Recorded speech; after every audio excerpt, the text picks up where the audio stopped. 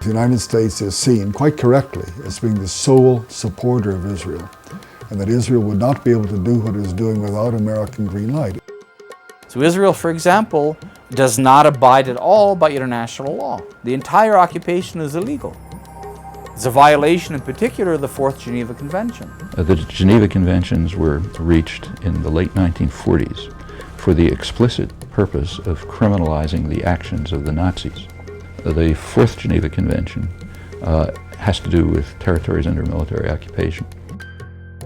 By the rules of the Fourth Geneva Convention, you're not allowed to build settlements, you're not allowed to build roads, you're not allowed to expropriate land, you're not allowed to deport people, you're not allowed to restrict their freedom of movement, you're not allowed to harm their economy, you're not allowed to make them unemployed and impoverished.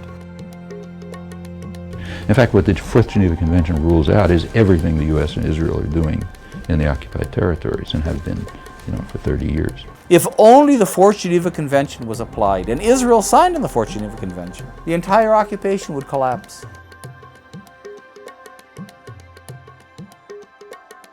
All the members of the UN Security Council demands the evacuation of the Israeli-occupied territories.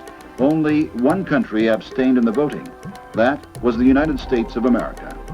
It's the protection by the United States in the diplomatic arena that is perhaps the most important. The U.S. has a commitment to Israel to veto any Security Council resolution that would sanction Israeli violations towards the Palestinians.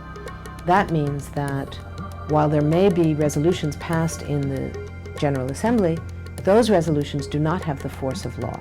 Resolutions that have the force of law must be passed by the Security Council, where the United States has a veto.